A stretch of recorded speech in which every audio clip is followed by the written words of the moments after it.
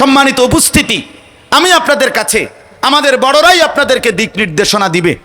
আমি কোনো দিক নির্দেশনা দিতে চাই না, আমি শুধু কোরআনুল কারীমের এই কথাটাই আপনাদের কাছে পেশ করতে চাই যে আমরা প্রতিনিয়ত আমাদের গুনাহ হচ্ছে, আমাদের দ্বারা হচ্ছে গুনাহ, আমাদের প্রতিনিয়ত তওবাকে, ইস্তিগফারকে লাজিম করা চাই। আল্লাহর নবী সাল্লাল্লাহু আলাইহি ওয়াসাল্লাম বারবার হাদিসে বলছে যে নবী আমি রাসূল, আমি প্রতিদিন ইন্নী লা আস্তাগফিরুল্লাহ ফিল ইয়াউমি মিআতা মাররা, আমি নবী প্রতিদিন 100 বারের চাইতে বেশি আল্লাহর কাছে ইস্তিগফার, ক্ষমা প্রার্থনা করি। কোন হাদিসে আছে আকসারা মিন 70 মাররা, আমি রাসূল 70 বারের চাইতেও বেশি ইস্তিগফার করি। তাহলে খুদ রাসূল আমার, তিনি যদি 70 বারের বেশি 100 বারের মতো যদি আল্লাহর নবী ইস্তিগফার করে, আল্লাহর কাছে মাফ চায়, যিনি নিষ্পাপ, যার কোনো গুনাহ নাই, যিনি মাসুম, তিনি যদি এভাবে বলে, আমি আপনি কি পরিমাণ বলা উচিত?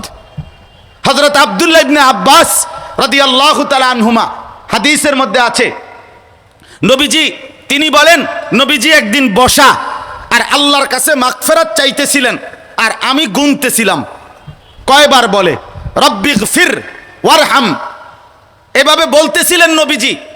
হযরত আব্দুল্লাহ ইবনে আব্বাস বলেন, আল্লাহর কসম আমি গুনে দেখছি এক বসায় আল্লাহর নবী 100 বার আল্লাহর কাছে শুধু মাগফিরাতই চাইছে। তাহলে আমরা কি পরিমাণ চাওয়া উচিত? অতএব আমি আপনাদের কাছে অনুরোধ করছি, আমরা আমাদের জীবন থেকে গুনাহ ত্যাগ করার সিদ্ধান্ত, আমার হযরত যেটা বললেন আমরাও এই কথা আপনাদের কাছে বললাম, গুনাহ ত্যাগ করেন। আজকে হযরত বারবার যেটা বলেছেন, মুসলমানের এই সংখ্যাগরিষ্ঠ নওজোয়ান বন্ধু, আপনারা যারা টুপিওয়ালা কিংবা টুপি ছাড়া, আপনারা যারা মাদ্রাসার তালেবে ইলম কিন্তু কিংবা অন্য প্রতিষ্ঠানের, আপনাদের সবার কাছে নওজোয়ান বন্ধুরা, নওজোয়ান যুবক ভাইরা, আপনারা গুনাহ ছাড়তে হবে। বিশেষ করে আপনাদের কাছে অনুরোধ, আপনারা গুনাহ ত্যাগ করেন, আপনারা মোবাইলের গুনাহ ছাড়েন, আপনারা হারাম গুনাহ ছাড়েন, আপনারা নাজায়েজ গুনাহ ছাড়েন। ইনশাআল্লাহ আপনারা যদি গুনাহ থেকে ফিরে আসেন, আপনারা যদি তওবার জিন্দেগি গ্রহণ করে আগামী দিনের ইসলামের জন্য ভাবেন, তো আল্লাহর কসম আগামী দিনের ইসলামের পতাকা মুসলমানের এই যুবকদের দ্বারাই উঠবে ইনশাআল্লাহ। কোনো সন্দেহ নাই, কোনো সন্দেহ নাই, ইসলামের বিজয় আসবেই, কোনো সন্দেহ নাই। আজকে ফিলিস্তিনের মধ্যে মুসলমান যে নির্যাতিত, মুসলমান যে মজলুম, সেই 1948 সালে 14ই মে ইহুদি নেতা ডেভিড বেন গুরিয়ান সে রাত্রিবেলা সর্বপ্রথম ঘোষণা দিছিল, আমরা একটি ইসরায়েল রাষ্ট্র, পবিত্র হোলি ল্যান্ড, পবিত্র একটি রাষ্ট্রের গোড়াপত্তন করলাম। আমার বন্ধু, বিষয়টা আমি অনেকভাবে আমরা ওলামায়ে কেরাম তো ব্যাখ্যা করছেনই, নিয়মিত বলছেন, আমিও শুধু আপনাদের কাছে একটা কথা বলতে চাই। আজকে ইসরায়েলের মধ্যে ইহুদি এই মুহূর্তে মাত্র 92 থেকে 93 লাখ, 1 কোটি না, ইসরায়েলের জনসংখ্যা 92 থেকে 93 লাখ ইহুদি। 1948 সালে, আজ থেকে বরাবর 75 বছর আগে তারা যখন এই রাষ্ট্রের গোড়াপত্তন করছে, তখন সেই ডেভিড বেন গুরিয়ান বলছিল, আমরা একটি গ্রেট ইসরায়েল প্রতিষ্ঠা করব, আমরা একটি মহারাষ্ট্র প্রতিষ্ঠা করব, পবিত্র ইহুদি রাষ্ট্র প্রতিষ্ঠা করব। সেদিন 75 বছর আগে ওই বেঈমান ঘোষণা দিছিল জনসম্মুখে, আমাদের সেই রাষ্ট্রটির শুরু এই ফিলিস্তিনের এই প্রান্ত থেকে তো শুরু হইল, কিন্তু তার ব্যাপ্তি, তার বিস্তৃতি কতটুকু হবে, সেদিন থেকে আজকে পর্যন্ত তাদের ঘোষণা এটাই যে আমাদের এই পবিত্র ইসরায়েল রাষ্ট্র হবে একদিকে মিশরের নীল দরিয়া পর্যন্ত, আরেকদিকে ইরাকের ফোরাত নদী পর্যন্ত, আরেকদিকে খোদার কসম আরেকদিকে মুহাম্মদের মদিনা পর্যন্ত, মুহাম্মদের মদিনা পর্যন্ত। এটা তাদের বক্তব্য। আজ থেকে বহু আগে তাদের দাবি, এবং আমরাও জানি আল্লাহর নবী সাল্লাল্লাহু আলাইহি সাল্লাম তাদের এই ইহুদিদের ঘৃণ্য অপরাধের কারণে আল্লাহর হুকুমে ইহুদিদের 3টি গোত্র, বনু কুরাইজা, বনু নজির, বনু কাইনুকাকে মদিনার থেকে বিতাড়িত করেছিলেন, খায়বার থেকে বিতাড়িত করেছিলেন আরবের ভিন্ন ভিন্ন জায়গায়। সাইয়্যিদুনা ওমর ইসলামের যখন দ্বিতীয় খলিফা হয়েছেন, তিনি তখন এই বেঈমানদেরকে পুরা আরব সীমানার থেকে, মুসলিম হুকুমতের এলাকা থেকে বিতাড়িত করে ইহুদিদেরকে বের করে দিছিলেন। দীর্ঘদিন পর্যন্ত তারা ইউরোপের বিভিন্ন অঞ্চলে বিচ্ছিন্নভাবে পড়েছিল। শেষ পর্যন্ত 1918 সনে যখন আপনার প্রথম বিশ্বযুদ্ধ শেষ হয়েছে, মুসলমানদের শেষ খেলাফত, উসমানী খেলাফত যখন শেষ হয়ে গেল 1920-এর আগে আগে, এই সময় থেকেই এই বেঈমানরা, এই কাফেররা ফিলিস্তিনি জেরুজালেমের পাশে মুসলমান গরিব দুঃখীদের কাছ থেকে অথবা তৎকালীন সেকুলার, বিশেষ করে মিশরের মুস্তফা কামাল আতাতুর্ক নামের ওই বেঈমান সেকুলার যেই ব্যক্তি, সেই লোকটার মাধ্যম হয়ে আশপাশের শাসকদের কাছ থেকে চড়া মূল্যে ঘুষ দিয়ে এই বেঈমানরা ধীরে ধীরে এখানে জায়গা কিনছে। একটানা 30-35 বছর শুধু জায়গা কিনে নিজেদের লোকদেরকে বসতি করে 1948 সালের 14ই মে একটি অবৈধ রাষ্ট্রের ঘোষণা দিছে। আমি আপনাদের কাছে শুধু এই কথা বলতে চাই, আমরা যদি প্রস্তুতি না নেই, আমরা যদি দিল থেকে ধারণ না করি, আমরা যদি নিজেদের জীবনকে সুন্দর না করি, গুনাহমুক্ত পবিত্র জীবন যদি আমরা না গঠন করি, তওবা করে আমরা যদি আল্লাহর দিকে ফিরে না আসি, পুরা ইসলাম মানার সিদ্ধান্ত যদি আমরা না নেই, খোদার কসম, ইসরায়েল যদি ফিলিস্তিনের এই ভূমিতে এই বেঈমানরা যদি স্থায়ীভাবে টিকে যায়, তাহলে 180 কোটি মুসলমানের অস্তিত্ব হুমকির মুখে পড়বে, হুমকির মুখে পড়বে। এটা রোহিঙ্গা সমস্যা না, এটা কাশ্মীর সমস্যা না, এটা সিরিয়ার শরণার্থী সমস্যা না, এটা চেচনিয়া বসনিয়া না। অর্থাৎ রোহিঙ্গায় মুসলমান নির্যাতিত হয়েছে আরাকানে, সেটা মুসলমানের জন্য ব্যথা, কিন্তু ফিলিস্তিনে শুধু মুসলমান নির্যাতিত এই কারণে ব্যথা না, বরং ফিলিস্তিনের পুরা জমিন মাটিটার সাথে 180 কোটি মুসলমানের অস্তিত্বের সম্পর্ক। এটা আরো গভীর, এটা আরো গভীর, এটা আরো গভীর, এটা বুঝতে হবে। এরা টিকলে, এরা যদি এখানে টিকে যায়, তাইলে আমাদের আগামীর অস্তিত্ব হুমকির মুখে পড়বে। অতএব শেষ পর্যন্ত আমার শায়েখ বললেন, সারা দেশের ওলামায়ে কেরাম, আমাদের দেওবন্দি ঘরানার ওলামায়ে কেরাম, আমাদের আকাবির আসলাফের আজকে যারা নেতৃত্ব দিচ্ছে, এই ওলামায়ে কেরামের বক্তব্য একটাই, আমরা একটাই কথা বুঝি, শেষ পর্যন্ত নামাজ, রোজা, হজ, যাকাত, এটা যেরকম আমাদের উপরে ফরজ বিধান, এটা যেমন ভুলে গেলে আমাদের চলবে না, আল্লাহর রাস্তায় জিহাদ, আল্লাহর রাস্তায় জান বাজি রাখা, এটা ছাড়াও আমাদের জীবন চলবে না। আমরা টিকতে হলে, আমরা বাঁচতে হলে, এই ভূমিতে মুসলমান যদি ইজ্জতের সাথে নিজেদের সম্মান নিয়ে নিজেদের ধর্মকে প্রতিষ্ঠিত করে আমরা যদি বাঁচতে হয়, তাহলে আমাদেরকে জান কোরবানি করতেই হবে। এটাই আমাদের সমাধান। আমাদের কোনো জাতিসংঘ নাই, আমাদের কোনো মানবাধিকার কমিশন নাই, আমাদের কোনো আন্তর্জাতিক আইন নাই, আমাদের কোনো ইউরোপীয় ইউনিয়ন নাই, আমাদের আমেরিকা নাই, আমাদের কিচ্ছু নাই, কেউ নাই, আমাদের একজনই শুধু, তিনি আল্লাহ। আমাদের আল্লাহর সাথে আমাদের সম্পর্ক করতে হবে, আমাদেরকে ফিরতে হবে। আমার যুবক বন্ধুদের কাছে আমি ছোট্ট মানুষ, আমার হাত জোর করা অনুরোধ, বন্ধু তোমরা মোবাইল ছেড়ে দাও। নওজোয়ান সাথীরা, তোমরা মোবাইলের উলঙ্গ ছবি দেখা ছেড়ে দাও, নর্তকীর নাচ দেখা ছেড়ে দাও। তোমরা যারা চুল চতুর্দিকে সমান না রেখে বিভিন্ন মডেলে সামনের দিকে, বাম দিকে, ডান দিকে বাড়াইয়া তোমরা যারা চুল রাখো, মুসলমানের যুবক, তোমরা এগুলা ছেড়ে দাও, স্বাভাবিক চুল রাখো, 5 ওয়াক্ত নামাজের সেজদা করো, ফজরের নামাজে অভ্যস্ত হও। খোদার কসম আপনাদেরকে স্পষ্ট বলি, কোরআন সুন্নাহর মতে যদি মুসলমানের বিজয় কারো দ্বারা হয়, যদি মুসলমানের বিজয় কোনো গোষ্ঠী, কোনো ব্যক্তি, কোনো সম্প্রদায়ের দ্বারা হয়, তো সেটা হবে তাদের দ্বারা, ফজরের নামাজের মুসল্লি যারা। ফজরের নামাজ, ফজরের নামাজ সূরা বনী ইসরাইলের মধ্যে আছে, আল্লাহ তাআলা 3টা আমল বলছে। 1 5 ওয়াক্ত নামাজ, 2 তাহাজ্জুদ নামাজ, 3 আল্লাহর কাছে দোয়া। নবীকে বলছে এই 3টা আপনি আমারে বুঝাইয়া দেন। আকিমিস সালাত লিদুলুকিশ শামসি ইলা গাসাকিল লাইলি ওয়া কুরআনাল ফজর, এখানে 5 ওয়াক্ত নামাজ। ওমিনাল লাইলি ফাতাহাজ্জাদ বিহি, পরের আয়াতে তাহাজ্জুদ নামাজ। ওয়া কুর রব্বি আদখিলনি মুদখালা সিদকিন, এই আয়াতে দোয়া। আল্লাহ বলছে বন্ধু 5 ওয়াক্ত নামাজ বুঝাইয়া দেন, তাহাজ্জুদ বুঝাইয়া দেন, দোয়ার হক আদায় করেন। আল্লাহর নবী যেন বদরের যুদ্ধের দিন আল্লাহ তাআলা বললেন আল্লাহর কাছে, আল্লাহ গতকালকের 5 ওয়াক্ত নামাজও আমি আদায় করেছি, রাত্রিকালীন আমার সাহাবীদেরকে নিয়ে তাহাজ্জুদের হক আদায় করছি।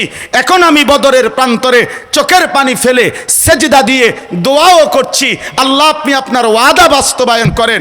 আল্লাহ যেন বলতেছেন এর পরের আয়াত, ওয়াকুল জা আল হাক্কু ওয়া যাহাকাল বাতিল। তাইলে বন্ধু বলে দেন হকের বিজয় হয়ে গেল, বাতিলের পরাজয় হয়ে গেল। এজন্য বন্ধু আমার, আল্লাহর দিকেই ফিরতে হবে, আল্লাহর দিকেই ফিরতে হবে, আল্লাহর দিকেই ফিরতে হবে। পেছনের জিন্দিগি গুনাহ ছেড়তে হবে, নাফরমানি ছাড়তে হবে, নাই তো হবে না, নাই তো হবে না।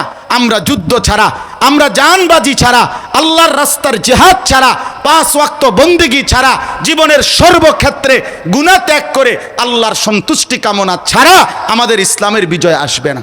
ইমাম মালিক রাহমাতুল্লাহি আলাইহি বিশ্ববিখ্যাত বক্তব্য, বাণী সোনার অক্ষরে লিখে রাখার মতো বাণী। ইমাম মালিক বলে গেছেন, লান ইউসলিহা আখিরু হাদিহিল উম্মাহ ইল্লা বিমা সালাহা বিহি আউয়ালুহা। ইমাম মালিক বলছে, আল্লাহর কসম, কিয়ামত পর্যন্ত এই উম্মতের শেষ তবকা পরিবর্তন হবে না ওই পদ্ধতি ব্যতীত প্রথম তবকা সাহাবায়ে কেরাম বদলাইছে যেভাবে সেভাবে ছাড়া। অর্থাৎ রাসূলুল্লাহ সাল্লাল্লাহু আলাইহি সাল্লাম সাহাবায়ে কেরামকে প্রথম জন থেকে শেষ জন, ডান পাশ থেকে বাম পাশ, সমস্ত সাহাবীকে সমানভাবে ঈমান আর আমলের উপরে পরিপূর্ণভাবে তুলেছেন।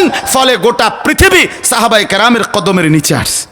কাজে কঠিন হইল এটাই কথা।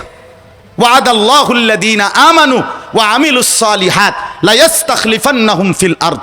আল্লাহ বলেন, আমার ওয়াদা, ইমানদার পূর্ণ হও, নেক আমল পূর্ণ করো, জমিনের খেলাফত, জমিনের রাজত্ব, জমিনের বাদশাহী তোমাদেরকে দেব।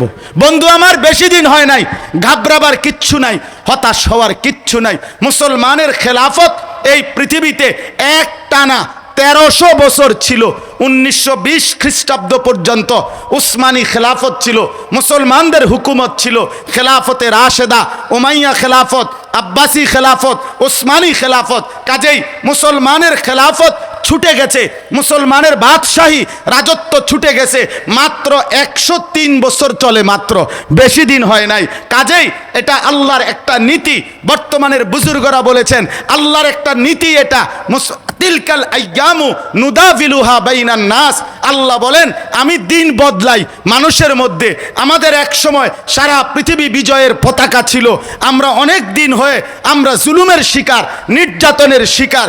ইনশাআল্লাহ সিরিয়াল এরপরে এখন আমাদের বিজয়, কোনো সন্দেহ নাই। আমরা নিশ্চিত কথা, মুসলমানের বিজয় হবেই হবে। জিতবে ফিলিস্তিন, হারবে ইসরাইল। জিতবে মুসলমান। বলেন জিতবে কে? মুসলমান। মুসলমানই জিতবে। এজন্য আমরা প্রত্যেকের কাছে অনুরোধ করছি, গুনাহ ছেড়ে দেন, গুনাহ ছেড়ে দেন, নাফরমানি ছেড়ে দেন, আল্লাহর দিকে ফিরে আসেন, আল্লাহর দিকে ফিরে আসেন, আল্লাহর দিকে ফিরে আসেন। বন্ধু আমার শেষ কথা একটাই, 92 লক্ষ ইহুদি কাফের বেঈমান, 1 কোটি না দোস্ত, মাত্র 92 থেকে 93 লাখ বেঈমানের আক্রমণে মুসলমানের জনবসতি, মা বোন বাচ্চা যদি এভাবে রক্তার উপরে গড়াগড়ি করে, এভাবে যদি জুলুম হয়, এভাবে যদি শহীদ হয়, তাইলে এই একটা কথা মনে রাখবেন, আমরা কিন্তু 130 কোটি কাফেরের বেঈমানের কাঁটা তারের ভেতরে। সোজা হিসাব, এটা মনে রাখি। 130 কোটি বেঈমানের কাঁটা তারের ভিতরে। বুঝেন নাই? আমাদের চতুর্দিকে কাঁটা তারের বাহিরে, আমরা যেই সীমান্তের ভিতরে আছি, আমাদের কাঁটা তারের বাহিরে পুরাটাই হচ্ছে 130 কোটি বেঈমানের দেশ। অতএব ফিলিস্তিনের পাশে মিশরের বর্ডার আছে, সিরিয়ার বর্ডার আছে, জর্ডানের বর্ডার আছে, লেবাননের বর্ডার আছে। এই 4টাই মুসলিম রাষ্ট্র। কিন্তু আমাদের এই বাংলাদেশের, আমাদের চতুর্দিকের 1 সুতা জায়গা কোনো মুসলিম রাষ্ট্রের সাথে বর্ডার আছে কি? কথা বলেন না, আছে কি আমাদের? তাহলে আমরা কি রঙে আছেন? কি রঙে আছেন? 92 লাখ বেঈমানের আক্রমণে মুসলমানের মা বোন যদি এইভাবে নির্যাতিত হয়, 130 কোটি বেঈমানের আক্রমণে আমাদের হালাত কি হবে? অতএব আমাদের জান বাজি রাখা ছাড়া, আমাদের আল্লাহর রাস্তায় কদম বাড়ানো ছাড়া আমরা জিহাদকে ভুললে হবে না। বেঈমান কখনো জঙ্গিবাদ, কখনো উগ্রবাদ, কখনো সন্ত্রাসবাদ, কখনো মৌলবাদ, যাই বলুক, আমাদের হক্কানি মুত্তাকি আল্লাহওয়ালা কোনো আলেম আমরা ওলামায়ে কেরাম আমাদের আকাবির জীবনেও কোনো দিন কোনো নিরপরাধ জায়গায় বোমা মারতে, বিল্ডিং উড়াইয়া দিতে, মার্কেট উড়াইয়া দিতে, আদালত ভবন উড়াইয়া দিতে আমাদের কোনো নির্ভরযোগ্য মুত্তাকি ওলামায়ে কেরাম কখনোই বলে নাই, বলছে কখনো? অতএব ওইটা ওই দুশ্মনদের, ওই ইউরোপিয়ান ইসলাম বিরোধী পশ্চিমা শক্তির বানানো এই শব্দ, যে লোক বানাইছে, বোমাও মারাইছে তাগো লোক দিয়া, আমাগরে দেখাইছো তাগো লোক দিয়া, শাস্তিও দিছে তাগো লোক দিয়া। আমাদের কওমি মাদ্রাসা, আমাদের কওমি উলামায়ে কেরাম, হক্কানি রব্বানি মুত্তাকি উলামারা কখনোই এমন ঘৃণ্য কাজের সাথে জড়িত ছিল না, থাকবে না। কিন্তু তাই বলে ইসলামের পবিত্র জিহাদ এই শব্দ আমরা ভুলে যেতে পারি না। আমরা আল্লাহর রাস্তায় জীবন দেওয়া এটা আমরা ভুলতে পারি না। তুমি জঙ্গি বলো আর যাই বলো, আমরা জিহাদ ভুলবো না, আমরা ভুলবো না ইনশাআল্লাহ। আজকে ইসরায়েলে প্রমাণ করে দেখাইছে, ফিলিস্তিনে যে ইসরায়েলের বেঈমানদেরকে বলছে তোমরা মাটির উপর ধ্বংস করে দিবা, আমরা 500 কিলোমিটারের চাইতে বেশি মুসলমান মুজাহিদ মাটির নিচেই আরেকটা ফিলিস্তিন বানায় রাখছি আমরা। অতএব শেষ পর্যন্ত মুসলমান জানবাজি রাখবার জন্য প্রয়োজনে মাটির নিচে গিয়ে হলো আল্লাহর জন্য জানবাজি রাখার সিদ্ধান্ত নিতে হবে, এই ছাড়া আমাদের বিকল্প কোনো সুরত নাই। অতএব আজকের শেষ কথা আমার এটা, আজকে এই তওবা, গুনাহ থেকে বিরত থাকা, নিজের জীবন সুন্দর করা, ইমানের উপরে ওঠেন, আমলের উপরে ওঠেন। লা তাহসাবান্নাল্লাযীনা কাফারু মুজিজিনা ফিল আরদ, আল্লাহ বলে বান্দা শোনো, কাফেরদেরকে জমিনে বিজয়ী তোমরা ভেবো না। আমি বললাম এরা বিজয়ী থাকবে না।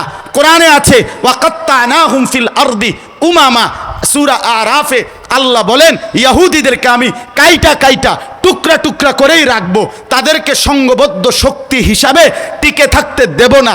আল্লাহ কোরআনে বলছেন ওয়াইজ তাআযানা রাব্বুকা লায়াবআসান্না আলাইহিম ইলা ইয়াউমিল কিয়ামাতি মান ইয়াসুমুহুম সুআল আযাব, ইহুদিদেরকে আমি কিয়ামত পর্যন্ত আমার পক্ষ থেকে মনোনীত ব্যক্তিদেরকে দিয়ে শাস্তি দিতে থাকবো, দিতে থাকবো, দিতে থাকবো। অতএব ইহুদিরা শেষ পর্যন্ত হেরেই যাবে, হেরেই যাবে, হেরেই যাবে, কোনো সন্দেহ নাই, কোনো সন্দেহ নাই। এজন্য দয়া করে আমরা প্রত্যেকেই ইসলামের জন্য জানবাজি রাখতে রাজি তো ইনশাআল্লাহ? আমরা জিহাদ ভুলবো না তো ইনশাআল্লাহ?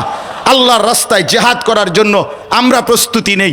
প্রত্যেকেই মনে রাখতে হবে ফিলিস্তিন আমার। বলেন ফিলিস্তিন কার? সবাই বলেন ফিলিস্তিন কার? আমার। বলেন জোরসে বলেন কার? আমার। বিবিকে বলবেন, ছেলেকে বলবেন, মেয়েকে বলবেন।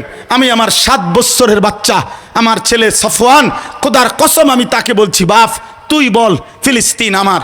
আমি ঘরে বলছি বাবা প্রয়োজনে হয় আমি জান দেব, নয় তুই জান দিবি, কিন্তু তুই মৃত্যু পর্যন্ত ফিলিস্তিনের নাম ভুলবি না। ফিলিস্তিন আমার। ফিলিস্তিন কার বলেন? 2 নাম্বার কথা হলো হতাশ না হওয়া, হতাশ না হওয়া। গোটা পৃথিবীর বেঈমানের অস্ত্রও যদি ইসরায়েলে গিয়া জমা হয়, শেষ পর্যন্ত জিতবে মুসলমান। জিতবে কে বলেন না? মুসলমানই জিতবে। 1 ইঞ্চি জায়গা ফিলিস্তিনের আমরা বেঈমানের জন্য মানি না, কোনো সমঝোতা নাই। সমঝোতা একটাই, ইহুদিরা সরে যা, সোজা হিসাবে এটাই সমঝোতা, এটাই কথা। অতএব হতাশ না হওয়া, কোনো ভ্যাগধারী, কোনো রুমালওয়ালা, কোনো আপনার কাপুরুষ আজকে যারা ছদ্মবেশী, আমার হযরত বলেছেন ঘুরিয়ে ফিরিয়ে ইনিয়ে বিনিয়ে যারা আজকের এই অবস্থাকে ইহুদিদের পক্ষে দালালি করে অথবা কাপুরুষের মতো কথা বলে, পারবেনি, শক্তি কই, অস্ত্র কই, এটা কই, ওইটা কই, আপনি ডাইরেক্ট মুখের উপরে বলে দেন তুই সর বেটা, তুই মুনাফিক, তুই কাপুরুষ, তুই সর, তুই বেটা, তোরে দিয়া হবে না, তুই সর। অতএব আমরা অবশ্যই হতাশ না হওয়া। 3 নাম্বার, ওলামায়ে কেরাম যখনই আপনাদেরকে বলবে ফিলিস্তিনের মজলুম মুসলমানের জন্য সহযোগিতা করতে, আপনারা প্রত্যেকে দিল খুলে ফিলিস্তিনের মজলুম মুসলমানের জন্য